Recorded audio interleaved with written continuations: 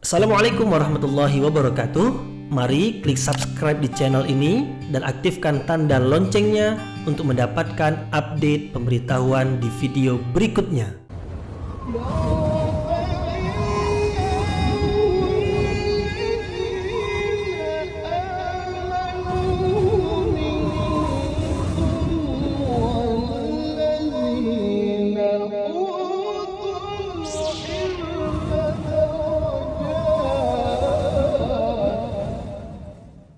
A'udzu billahi minasyaitonir rajim. Bismillahirrahmanirrahim. Assalamualaikum warahmatullahi wabarakatuh. Alhamdulillahi rabbil alamin wa bihi nasta'in wa ala umurid dunya waddin nasta'inuhu wa nastaghfiruh wa na'udzu billahi min shururi anfusina wa min sayyiati a'malina. فمن يهد الله فلا مضل له ومن يضلل فلا هادي له أشهد أن لا إله إلا الله وحده لا شريك له وأشهد أن محمدا عبده ورسوله لا نبي بعده أما بعد. Puji syukur kehadirat Allah Subhanahu wa taala yang masih melimpahkan rahmat dan nikmat. Kita bersyukur dengan mengucapkan alhamdulillahirabbil alamin. Kemudian tidak lupa pula bersalawat kepada Rasulullah dengan mengucapkan Allahumma salli ala Sayyidina Muhammad wa ala ali Sayyidina Muhammad, dan bersalam kepada Rasulullah dengan ucapan Assalamu alayka ya Rasulullah. Alhamdulillah kita dapat kembali meneruskan pengajian tafsir ayat-ayat suci Al-Quran yang insyaAllah kita akan teruskan kepada ayat yang ke-12 hingga 16 dari surah Al-Mu'minun. Ayat 12 hingga 16 dari surah Al-Mu'minun menerangkan tentang proses dari penciptaan manusia atau perjalanan hidup manusia. Mulai dari manusia pertama, Nabi Adam alaihi salam yang diciptakan dari sari pati tanah, kemudian anak cucunya dari setetes air, kemudian menjadi segumpal darah, sebungkah daging, kemudian menjadi berbentuk tulang belulang, kemudian dibungkuskan daging. Kemudian apabila sudah cukup sifat, Allah meniupkan ruh ke dalam rahim kepada janin yang dikandung di dalam rahim. Kemudian lahirlah manusia ke dunia. Ditetapkan ajalnya, yaitu berapa lama ia hidup di dunia, dan sampai masanya, sampai ke ajal yang ditentukan, manusia pun mati. Kemudian mati bukanlah akhir dari perjalanan hidup manusia. Mati hanyalah memindahkan manusia dari perjalanan hidup di dunia ini kepada perjalanan hidup berikutnya, yaitu perjalanan hidup di alam barzakh hingga kiamat.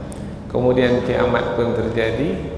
Kemudian selepas kiamat diciptakan langit yang lain, bumi yang lain, dan manusia dibangkitkan kembali. Manusia dibangkitkan adalah untuk melanjutkan perjalanan, dan perjalanan hidup manusia berikutnya adalah pembalasan. Jadi nanti apabila manusia sudah dibangkitkan kembali, manusia menjalani hidup sebagai yang menerima balasan. Menerima balasan saja selama-lamanya. Balasan dari amal yang dikerjakan selama di dunia. Maka ada juga yang menyebut bahwasanya hidup di dunia ini adalah untuk beramal, dan balasannya nanti diterima di hari akhirat. Hari akhirat, hari pembalasan. Pembalasan di hari akhirat adalah pembalasan yang sempurna dan sifatnya adalah selama-lamanya. Maka melalui perjalanan hidup yang kita lalui, maka kita akan mengenal Allah Subhanahu wa Ta'ala. Siapa yang mengenal dirinya, maka akan mengenal pencipta dirinya. Bahwasanya kita tidak berjalan begitu saja, tetapi sebenarnya ada yang memperjalankan hidup kita, ada yang menentukan perjalanan hidup kita, dan kita adalah yang menjalaninya tanpa sebenarnya ada pilihan bagi kita. Allah tetapkan kita di dalam rahim, itu adalah kehendak Allah. Berapa lama di dalam rahim, itu adalah kehendak Allah. Kemudian dimudahkan kelahiran, kemudian dicukupkan semua keperluan selama hidup di dunia, itu semua adalah ketetapan Allah. Kita hanya menjalaninya saja. Menjadi bahagiakah kita atau menjadi sengsarakah hidup kita, yang menentukan adalah Allah Subhanahu wa Ta'ala. Kemudian nanti di hari akhirat, balasan yang akan kita terima pun juga yang menentukannya adalah Allah. Maka ketika kita mempelajari tentang proses kejadian diri kita atau perjalanan hidup kita dari awal kejadian hingga sekarang, hingga nanti sampai ke hari akhirat, maka kita akan mengenal Allah Subhanahu wa Ta'ala yang mencipta dan yang berkuasa ke atas diri kita. Yang menciptakan diri kita adalah Allah, yang menguasai diri kita adalah Allah. Maka tunduk dan patuhlah kepada Allah Subhanahu wa Ta'ala. Apabila kita sudah memperakui Allah, maka berimanlah kepada Allah dan buktikanlah keimanan itu dengan kepatuhan kepada Allah. Ada perintah Allah, buat. Apabila ada larangan Allah, jauhi, tinggalkan. Dan itulah dia ibadah, dan itulah tujuan penciptaan manusia.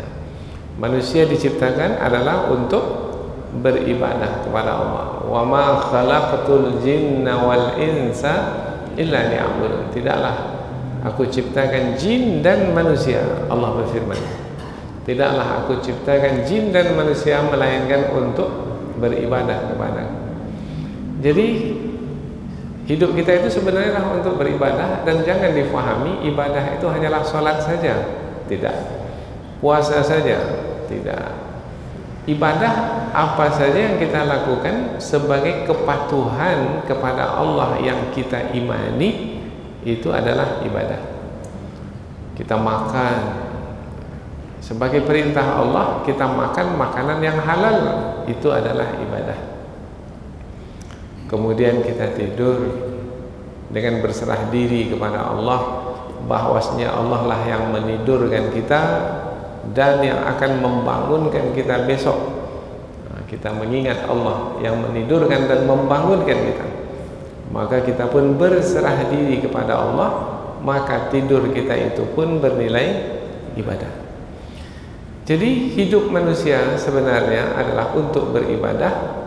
Maka yang tidak beribadah berarti menyimpang dari tujuan penciptaan dirinya sebagai manusia.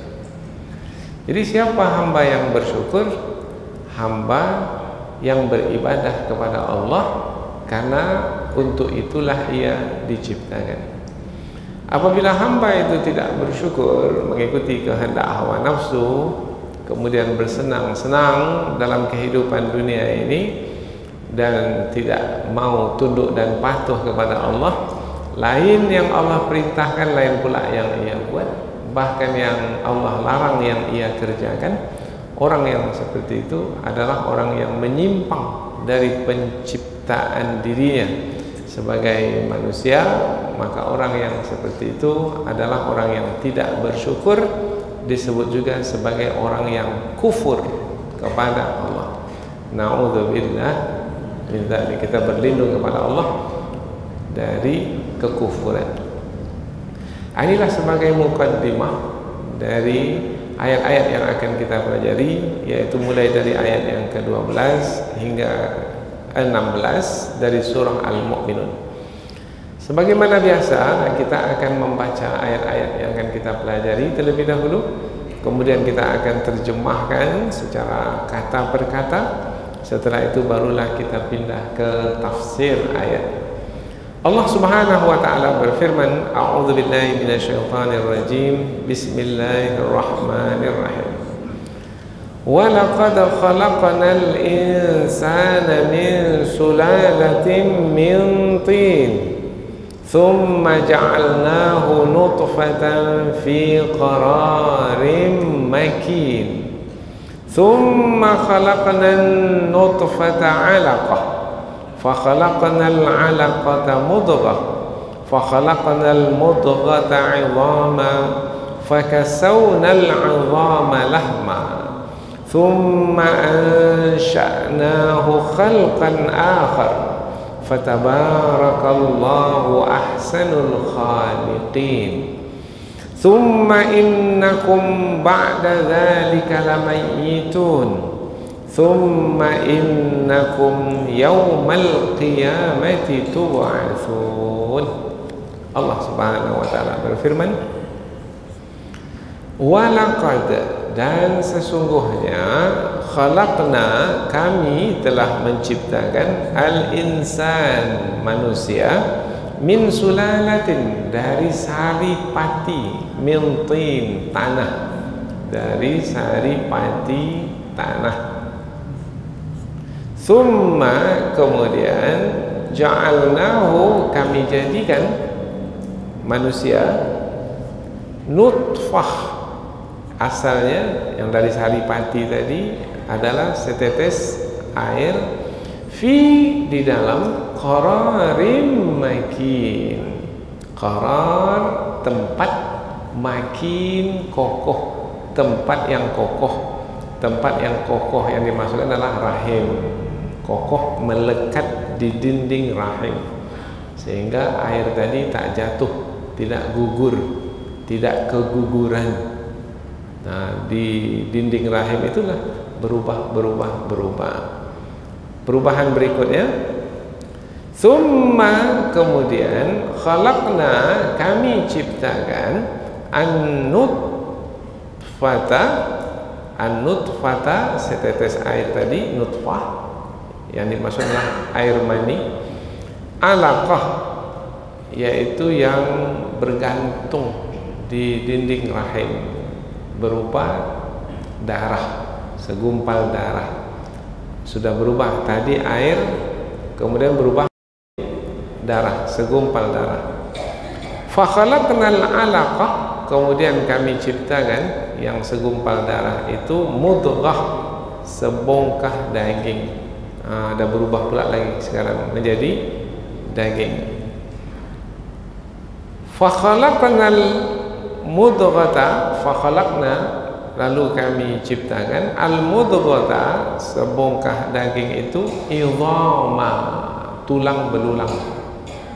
Daging berubah menjadi tulang belulang. Kalau daging itu lembut, kalau tulang belulang sudah keras. Itulah rangka tubuh manusia. Fakasawna, lalu kami, kasawna ini apa? Kami bungkuskan. Kasau, bungkus. Kami bungkuskan al-idhama, tulang-tulang itu, lahma, dengan daging. Jadi tulang, rangka, kemudian ada daging yang membungkusnya. Jadi daging itu melekat di tulang rangka. Summa, kemudian, ansha'nahu, kami menciptakannya, menciptakan manusia itu sebagai khalqan, ciptaan akhar, yang lain. Ciptaan yang lain maksudnya yang berbeda dengan yang sebelumnya. Kalau yang sebelumnya tidak bergerak karena tidak ada roh, maka yang lain maksudnya dengan peniupan roh ke dalam janin, maka janin itu pun menjadi hidup, menjadi bergerak. Fatabaraka, maha agung Allah, Allah ahsanul khaliqin, sebaik-baik pencipta. Baik, kita baca dari awal. Dan sesungguhnya kami telah menciptakan manusia dari sari pati tanah.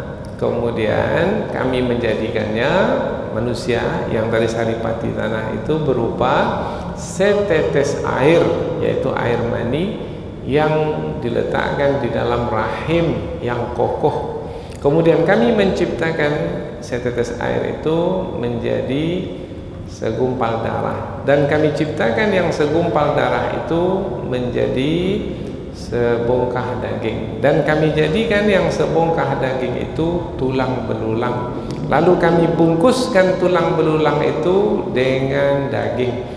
Kemudian kami ciptakan manusia itu sebagai ciptaan yang lain, yaitu dengan peniupan roh. Maka Maha Agung Allah sebaik-baik pencipta. Rasanya dari terjemahannya pun kita dah faham ya. Dan mungkin sudah banyak di antara kita ini yang sudah mendengarkan tafsiran dari ayat ini. Karena ini tentang proses kejadian manusia di dalam rahim. Ayat berikutnya. Summa, kemudian, innakum, sesungguhnya kamu wahai manusia, ba'da dzalika, setelah itu mana? Setelah proses kejadian, kemudian lahir ke dunia, kemudian hidup. Setelah itu lamayitun, sungguh kamu akan mati. Mati bermakna dicabut kembali roh dari badan. Kalau hidup, ditiupkan roh ke dalam badan. Kapan ditiupkan roh dalam badan? Dalam rahim. Kapan dicabut roh dari badan? Ketika sudah lahir ke dunia ini. Kemudian sesungguhnya kamu selepas itu sungguh akan mati. Summa, kemudian, innakum, sesungguhnya kamu, yaumal qiyamati, di hari akhirat kelak, tub'atsun, akan dibangkitkan.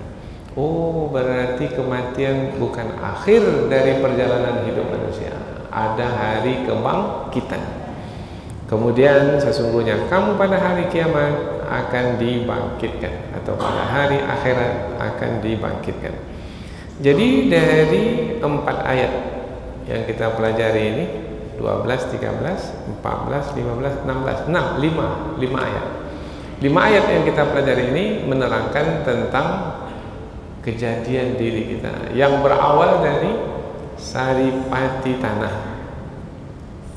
Dahulu Nabi Adam alaihissalam bukan dari setetes air, tetapi dari tanah, dari sari pati tanah bumi yang dibawa ke surga. Dibentuklah tubuh Nabi Adam alaihissalam, manusia pertama. Kemudian Allah meniupkan ruh ke dalam jasad Nabi Adam, maka jadilah manusia pertama Nabi Adam. Tetapi kejadian berikutnya bukan lagi dari tanah bumi, tetapi dari sari pati tanah bumi itu yang didapatkan, yang dihasilkan dari laki-laki, dari Nabi Adam, yang disebut sebagai air mani, yakhruju min bainis sulbi wat taraib, yaitu yang keluar dari tulang punggung, tulang belakang, memancar ke dalam rahim, kemudian melekat di dinding rahim. Maka berlakulah proses kejadian manusia di dalam rahim. Kemudian Allah Subhanahu wa taala menerangkan bahwasanya perjalanan hidup manusia yang sedemikian rupa adalah sepenuhnya kekuasaan Allah Subhanahu wa taala. Tidak ada campur tangan manusia. Manusia tidak akan mampu untuk menciptakan kejadian yang luar biasa ini. Dan itu hanyalah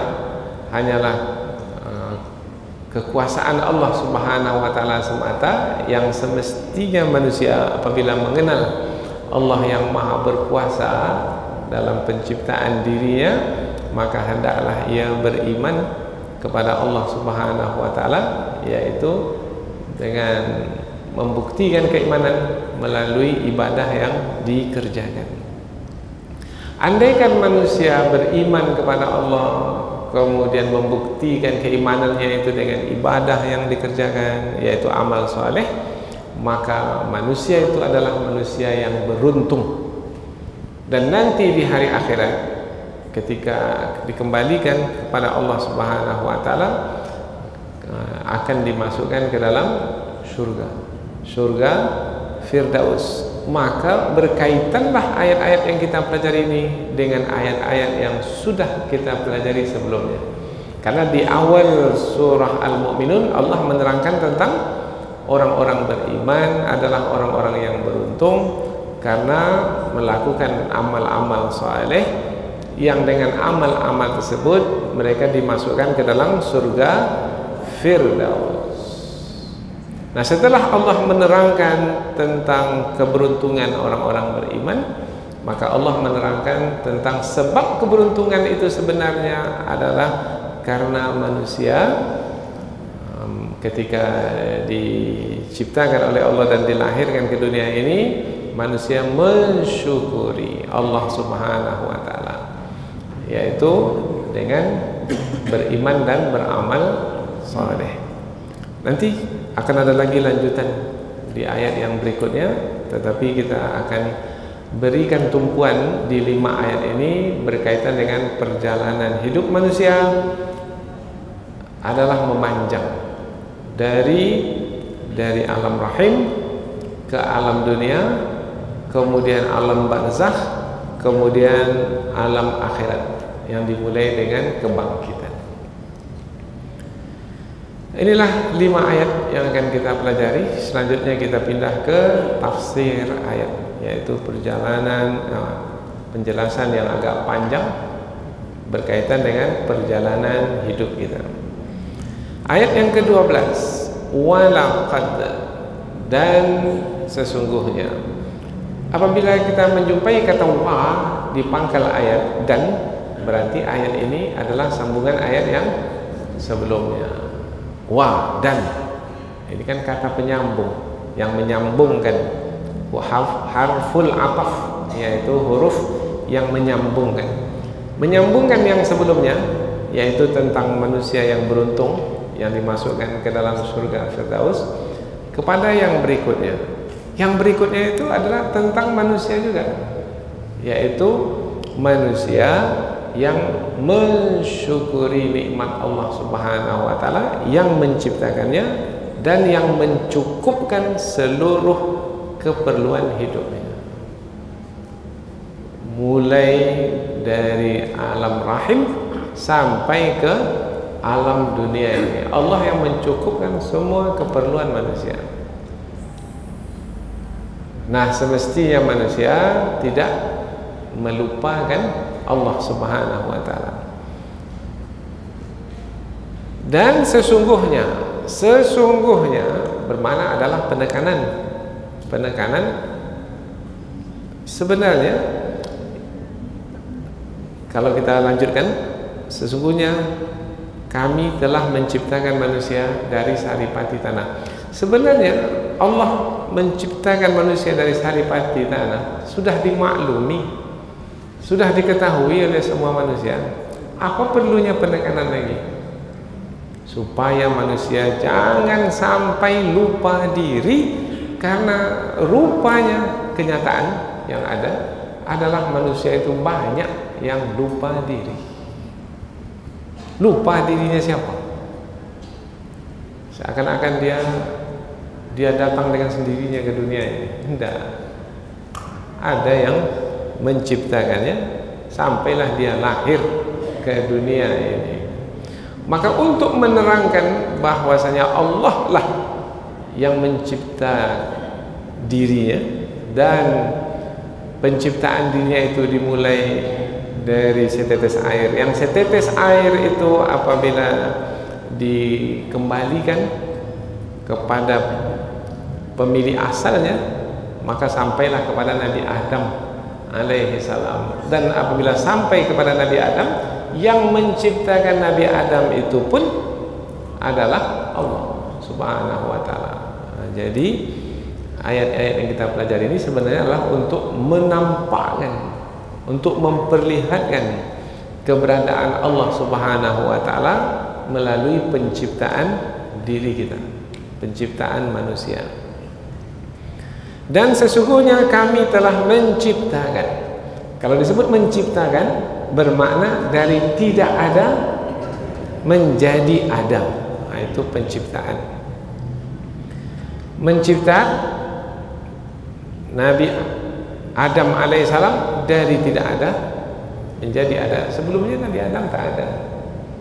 Kemudian menjadi ada, yaitu Allah Subhanahu wa taala menciptakan Nabi Adam dari, dan sesungguhnya kami telah menciptakan manusia itu, manusia yang dimaksudlah Nabi Adam, min sulalatin, dari saripati, min tin, tanah, saripati tanah. Ada yang memahami makna saripati tanah ini adalah dari bermacam-macam tanah yang ada di bumi.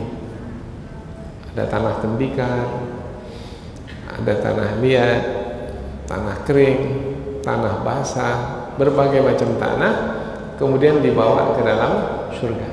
Kemudian Allah sendiri yang membentuk tubuh Nabi Adam. Khalaqtuka biyadi, aku ciptakan kamu wahai Adam dengan tanganku sendiri. Tapi jangan salah paham pula ya. Allah memiliki tangan? Ya, Allah memiliki tangan, tapi tangan Allah tidaklah seperti tangan kita. Laisa kamitslihi syai', mesti fahami melalui kajian sifat 20, yaitu Allah tidak serupa dengan makhluknya. Ada juga ulama tafsir menjelaskan, apabila Allah menciptakan Nabi Adam dengan tangannya, bermakna Allah betul-betul memuliakan Nabi Adam, sehingga bukan menciptakan begitu saja. Allah bisa saja menciptakan, hei Adam, terciptalah kamu, bisa saja. Innama amruhu idza arada syai'an ayyaqula lahu kun fayakun. Allah cukup mengatakan jadi maka jadilah. Tapi ketika disebut bahwasanya Allah menciptakan Nabi Adam dengan tangannya, bermakna Allah memuliakan manusia itu, yaitu dengan menciptakan tubuh manusia itu dengan tangannya. Dan sesungguhnya kami telah menciptakan manusia dari saripati tanah. Saripati tanah. Kalau disebut saripati, bermakna yang saripati itu adalah dari tanah yang yang diperas. Maknanya bahagian yang terbaik dari tanah itu saripati. Tanah banyak, saripatinya itu jumlahnya pasti sedikit. Tanahnya banyak, saripatinya sedikit. Tapi yang sedikit itu adalah yang terbaik dari tanah tersebut. Min sulalatin min tin, dari saripati tanah. Berarti tubuh Nabi Adam itu unsurnya adalah unsur tanah. Dan kita ini adalah dari Nabi Adam, maka unsur tubuh kita ini pun adalah sama dengan unsur tanah. Maka disebutkan dalam Al-Quran, dari tanah kamu diciptakan, ke tanah kamu akan dikembalikan, dikuburkan, masuk dalam tanah, hancur dimakan tanah, habis. Dan dari tanah itu pula nanti akan diciptakan kembali. Jadi manusia dibangkitkan kembali dari tanah ini.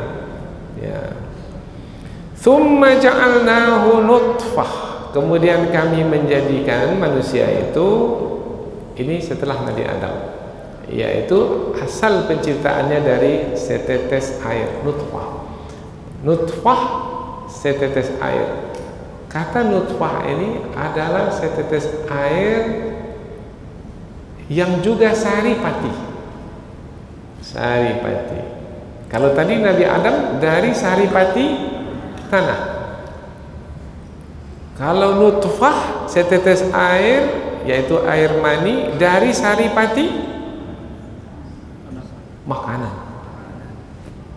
Tubuh manusia yang kita ketahui bisa bertahan adalah karena manusia makan, minum, kemudian makanan minuman itu menjadi darah, menjadi daging, Kemudian ada saripatinya berupa air yang dipancarkan dari tulang belakang.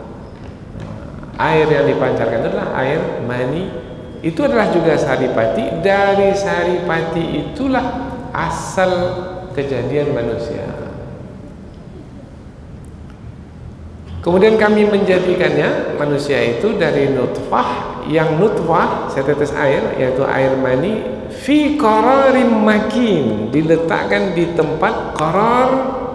Tempat qarar ini maknanya tempat yang tetap, kokoh, yang tetap, ya, tetap. Qarar yang apa? Qarar. Kita ini ditempatkan di bumi ini, tempat di bumi ini, tidak melambung ke udara, tidak terhempas ke tanah, tidak, tetapi tetap kita di bumi ini.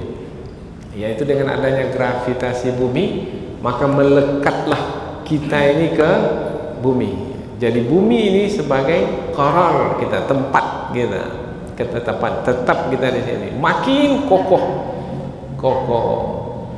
Air yang tadi terpancar dari laki-laki, dari suami sang bapak, kemudian masuk ke dalam rahim perempuan, istri, kemudian dia melekat di dinding rahim, kokoh, tetap di situ, dia tak jatuh, meskipun yang mengandungnya itu berjalan ke sana kemari, tetapi air itu dia tetap di situ. Meskipun perempuan itu juga membuang air, membuang kotoran, tetapi yang nutfah itu, yang setetes air asal kejadian manusia, tetap juga di situ. Pertanyaannya adalah, siapa yang membuat air itu tetap di situ? Tak ada campur tangan manusia. Karena benda itu satu di antara dua, tetap atau berubah, diam di tempat atau bergerak. Yang membuat diam adalah Allah, yang membuat bergerak pun adalah Allah Subhanahu wa ta'ala. Matahari diam atau bergerak? Bergerak. Yang membuat bergeraknya adalah Allah Subhanahu wa ta'ala. Apalagi ciptaan Allah Subhanahu wa ta'ala. Apa saja ciptaan Allah yang ada di alam semesta, yang menetapkannya adalah Allah Subhanahu wa ta'ala. Kita sekarang ini bergerak, mulut kita ini keluar suara. Ini yang membuat mulut bergerak dan mengeluarkan suara ini siapa? Allah. Kita sendiri? Tidak. Apabila Allah mengambil kekuatan kita, tak bisa kita berbicara lagi. Tak ada kekuatan dalam berbicara. Mau menggerakkan mulut, tak bergerak. Mau mengeluarkan suara, tak keluar suara. Karena pada hakikat sebenarnya adalah yang membuat kita bergerak ataupun diam itu adalah Allah Subhanahu wa ta'ala. Semestinya manusia cepat mengingat Allah apabila mempelajari tentang asal dari kejadian dirinya. Kita jumpai ada orang yang mengandung, kemudian sudah ada air melekat, tetapi setelah sebulan 2 bulan gugur, tak ada lagi kandungan ya. Sementara dia ingin sekali mau punya anak, tapi rupanya tidak melekat di dinding rahim. Berarti nampak sekali bahwasanya yang berkuasa sepenuhnya ke atas diri kita adalah Allah Subhanahu wa ta'ala. Summa, kemudian, kata summa ini, kata kemudian menerangkan tentang lanjutan, tentang sambungan, bersambung. Kemudian khalaqnan nutfah, dari setetes air itu alaqah. Kami ciptakan dari yang setetes air itu alaqah. Alaqah, kalau yang tadi air itu adalah jenisnya air, Kalau alaqah itu jenisnya sudah berubah menjadi darah. Beda antara air dengan darah. Darah sudah berwarna ke merah-merahan, warnanya pun sudah mulai berubah, tapi tidak banyak. Dikatakan sebongkah. Bongkahan itu, tapi kata bongkah ini bisa besar. Maka ulama tafsir menyebutkan sebongkah yang biasanya disuap oleh manusia untuk ditelan. Makanan sesuap itu berapa besarnya? Nah, itulah besar bongkahannya. Sebesar itulah asal kejadian manusia. Jadi bukan langsung 2,5 kilo, 3 kilo. Tidak. Kan kita sebut bahwasanya yang lahir itu sekian kilogram. Itu tuh setelah berapa lama? Itu setelah 9 bulan lebih di dalam rahim. Tapi awalnya asalnya seberapa besar? Hanya seperti sebongkah sesuap nasi, sesuap makanan. Alaqah. Kata alaqah itu, alaqah maknanya tergantung. Alaqah itu tergantung. Di mana tergantungnya? Di dinding rahim. Kalau disebut tergantung, biasanya tergantung. Tergantung itu dengan apa tergantung? Ada talinya. Rupanya yang janin tadi itu bergantung dengan ibunya melalui tali. Tapi tali itu disebut sekarang apa namanya? Plasenta. Dari tali itulah sang janin itu mengambil makanan dari ibunya. Jadi ada hubungan antara ibu yang mengandung dengan anak yang dikandung melalui tali. Maka karena begitu sifatnya, maka kata alaqah digunakan, bergantung. Kalau diputus tali itu macam mana? Tak lagi bergantung. Nah, maka biasanya ketika anak sudah lahir diputus tali itu, maka tidak bergantung lagi anak yang sudah lahir itu kepada ibunya. Berarti awal-awal kejadian manusia itu bergantung kepada ibunya. Tanpa ibu mungkin si janin itu jadi manusia? Tidak. Tapi sudah besar melawan dia kepada ibunya. Itu tidak tahu diri. Padahal dari ibunya itulah asal kejadiannya. Alaqah. Fa khalaqnal alaqata mudghah. Kemudian kami ciptakan dari darah yang menggumpal itu menjadi sebongkah daging. Besarnya hampir sama, cuma jenisnya berbeda. Kalau tadi berupa darah, sekarang sudah berubah menjadi jenisnya jadi daging. Bisa kita bedakan mana yang darah, mana yang bisa. Kalau kita lihat, biasanya darah agak cair, kemudian daging agak kental, ya, keras. Fa khalaqnal mudghata 'idhaman. Kemudian kami jadikan dari daging itu idhaman, tulang belulang.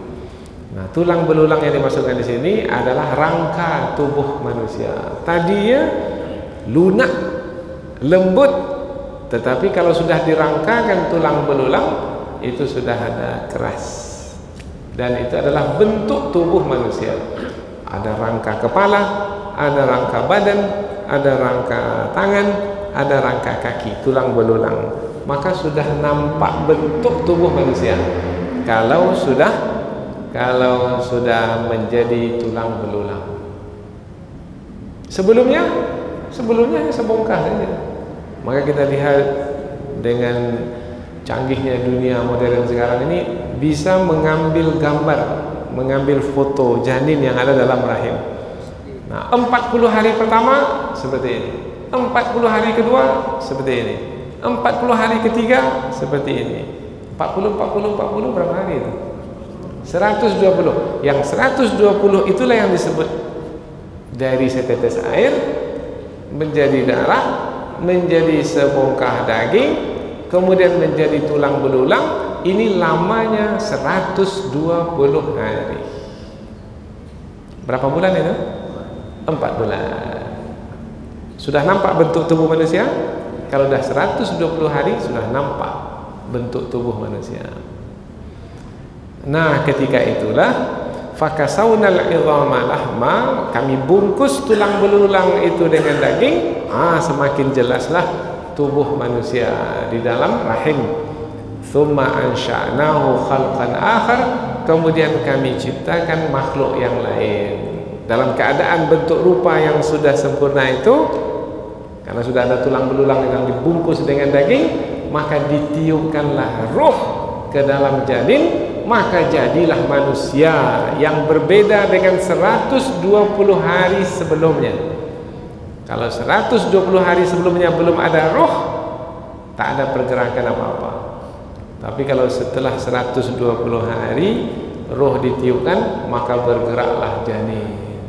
Kata si ibu, menendang-nendang dia dalamnya. Menendang. Karena bergerak, berputar. Dan di situ ada hikmah yang besar. Nah, apabila dilahirkan ke dunia, maka janin itu adalah janin yang hidup. Tetapi kalau sebelum 120 hari, ketika dia gugur, kemudian keluar dari dalam rahim, maka dia tidak disebut sebagai anak manusia, tapi ia adalah kandungan biasa. Kalau sudah 120 hari lewat, kemudian sudah ditiupkan roh, kemudian lahir ke dunia. Kalau sebelumnya ada pergerakan, lahir ke dunia kemudian meninggal, diselenggarakan sama seperti makhluk yang hidup. Jadi penyelenggaraannya sama, yaitu dimandikan, dikafankan, kemudian disolatkan, kemudian dikuburkan, karena ia adalah manusia. Penghormatan terhadap ruh yang telah ditiupkan. Disitulah nilai tinggi dari ruhnya manusia.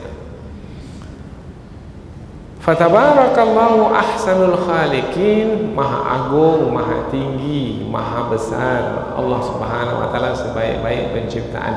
Apakah di sana ada pencipta selain Allah yang mampu untuk berbuat demikian? Tidak. Jadi bukan bermakna sebaik-baik penciptaan. Sebaik-baik pencipta mana di sana ada lagi pencipta, tapi tidak sebaik Allah. Bukan begitu. Maksud ayat ini adalah maha agung Allah Subhanahu wa taala sebagai pencipta, dan satu-satunya pencipta yang penciptaannya itu adalah penciptaan yang terbaik. Jangan difahami bahwasanya di sana ada pula yang mencipta seperti Allah mencipta. Tidak. Yang sekarang dibuat oleh manusia itu apa? Yang bayi tabung itu. Nah, itu hanya usaha saja. Tapi yang menentukan adalah Allah Subhanahu wa taala. Selesai sudah proses kejadian manusia di dalam rahim. Kemudian Allah tak sebut di sini berapa lama dalam rahim. Ini disebut di ayat yang lain. Di dalam ayat ini sebenarnya yang menjadi tujuan bukan berapa lama di dalam rahim. Tujuan sebenarnya adalah Allah adalah yang berkuasa, dan di antara kekuasaan Allah itu dapat dilihat dari penciptaan diri kita, mulai dari setetes air sampai kita menjadi janin yang sempurna, sampai dilahirkan ke dunia. Jadi bukan menerangkan secara terperinci tentang kejadian di dalam rahim berapa lamanya, tidak, tetapi menerangkan tentang kemahakuasaan Allah dalam penciptaan manusia. Ayat ini sudah lama turun, dan turunnya kepada Rasulullah, dan Rasulullah yang menerima ayat ini adalah seorang yang buta huruf. Rasulullah bukan seperti orang pakar ahli kandungan sekarang ini, bukan. Maka ketika ayat ini disampaikan oleh Rasulullah, seorang yang buta huruf, mengejutkan. Macam mana Muhammad, seorang yang tak pernah membaca apa-apa, tiba-tiba menyampaikan sesuatu yang di luar pengetahuan manusia ketika itu. Tak sampai pengetahuan manusia kepada proses kejadian manusia di dalam rahim. Itu sangat tersembunyi sekali. Ini baru didapatkan pada masa belakangan ini. Sebelumnya manusia tidak memahami tentang proses tersebut. Nah, ini membuktikan bahwasanya yang disampaikan oleh Rasulullah bukan datang dari diri Rasulullah sendiri. Yang disampaikan oleh Rasulullah adalah wahyu yang diterima oleh Rasulullah. Kemudian Rasulullah hanyalah menyampaikannya. Maka ayat yang seperti ini sebenarnya adalah menguatkan lagi bahwasanya Nabi Muhammad adalah seorang Rasul yang menerima dan menyampaikan wahyu. Maka banyak para saintis itu ketika menjumpai ayat-ayat seperti ini namanya ayat-ayat scientific, ayat-ayat yang menerangkan tentang sains. Maka banyak yang sampai kepada kesimpulan bahwasanya Nabi Muhammad bukan manusia biasa. Beliau adalah manusia yang istimewa, yang diistimewakan oleh Allah Subhanahu wa taala dengan wahyu. Maka yang disampaikannya itu adalah bukan dari dirinya sendiri, yang disampaikannya itu adalah wahyu Allah sepenuhnya. Tapi tinggal lagi saintis itu yang mengakui Nabi sebagai Nabi itu mau beriman atau tidak. Nah, ada yang beriman, ada yang tak mau beriman. Sudah jelas sedemikian rupa kebenaran itu, tidak juga beriman. Bermakna apa jawabannya itu? Tak dapat hidayah. Ya, hati itu keras sehingga tidak layak untuk menerima hidayah dari Allah. Ada keangkuhan, ada kesombongan, ada kedengkian, ada kebencian kepada kebenaran sehingga tak mendapat hidayah. Itu ujian ketika kita di dunia ini. Tsumma innakum ba'da dzalika lamayyitun, sesungguhnya kamu setelah itu sungguh akan mati. Sesungguhnya kamu setelah itu setelah apa? Setelah penciptaan dalam rahim itu. Setelah penciptaan dalam rahim, di mana manusia lagi? Di alam dunia ini. Nah, ketika di alam dunia, selepas penciptaan di alam rahim itu, kamu sekarang di dunia wahai manusia, sungguh kamu akan mati. Sungguh akan mati. Sungguh ini di mana nih? Lamai itu. Sungguh kamu akan mati. Berarti semua manusia pasti meyakini bahwasanya ia akan mati. Ada tidak manusia yang meyakini dia tak akan mati-mati? Saya ragulah kepada kematian. Besok mati dia. Bukan dia saja, orang yang ada di sekitarnya mati. Karena mati itulah sesuatu yang pasti, yang disepakati. Orang kafir pun sepakat pasti akan mati. Yang tak pasti itu adalah kapan mati. Nah, itu tak pasti. Di mana mati? Nah, itu tak pasti. Tapi mati itu sendiri pasti. Kullu nafsin dha'iqatul maut. Setiap yang bernyawa pasti akan mati. Kita pasti mati? Pasti. Kapan? Mungkin nanti malam. Sudah siap? Siap tak siap mesti siap. Enggak, saya mau hidup 1000 tahun lagi. Silakan bersyair seperti itu. Tak sampai 1000 mati. Semua pasti mati. Yang sakit mati, jangan dikatakan yang sehat tak mati. Mati. Yang tua mati, yang muda pun juga mati. Yang mati ada yang bersebab. Mungkin karena kecelakaan di jalan raya, sebab kecelakaan mati. Jatuh dari tempat yang tinggi mati. Terbenam di sungai mati. Dengan sebab mati, apa sambungannya? Tanpa sebab pun bisa mati. Tak ada sebab, baring aja mati. Besok ketika dibangunkan tak bangun lagi. Tak ada sebab. Oh, berarti manusia tidak menentukan dirinya sendiri. Yang menentukan adalah Allah. Kemudian sesungguhnya kamu setelah itu adalah calon-calon mati, calon-calon mayat. Maka la mayyitun, mayyitun jamak dari mayyit ini adalah calon mayit. Jadi kita ini calon mayat, camat, calon mati. Semua kita pasti akan mati. Lama itu sungguh akan mati. Kalau pada akhirnya kita akan mati, maka mengapa? Bisa sambung sendiri apa kata berikutnya? Maka mengapa menyombongkan diri seakan-akan tak akan mati di dunia ini? Siapa dulu yang panjang umurnya? Mati? Siapa yang paling berkuasa dahulu? Mati? Siapa yang paling kaya dulu? Mati. Siapa yang paling pintar dahulu? Mati. Yang sekarang pun juga seperti itu, pasti akan mati. Summa innakum yaumal qiyamati tub'atsun. Kemudian sesungguhnya kamu nanti di hari akhirat akan dibangkitkan. Oh, rupanya kematian itu bukan akhir dari perjalanan hidup manusia. Kematian itu hanyalah memindahkan manusia dari alam dunia ke alam berikutnya, yaitu alam barzakh. Dan kematian itu adalah suatu yang pasti, dan nanti setelah kematian dibangkitkan adalah juga sesuatu yang pasti.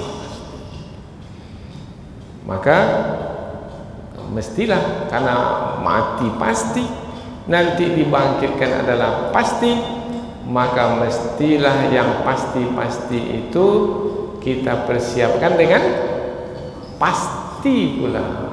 Maka jangan bermain-main, mesti menjalani hidup ini dengan pasti-pasti. Dibangkitkan untuk apa? Dibangkitkan untuk menerima balasan. Maka hari kebangkitan disebut juga sebagai hari pembalasan. Selanjutnya akan insyaallah kita akan bismillahirrahmanirrahim. Baik, sudah sampai kepada ayat yang kita pelajari ini berkaitan dengan proses dari kejadian manusia, mulai dari Nabi Adam alaihissalam sampai dalam rahim, sampai kepada kematian, sampai kepada kebangkitan. Mudah-mudahan ada manfaatnya insyaallah. Subhanakallahumma wa bihamdika asyhadu an la ilaha illa anta wa astaghfiruka wa atubu ilaik. Assalamualaikum warahmatullahi wabarakatuh.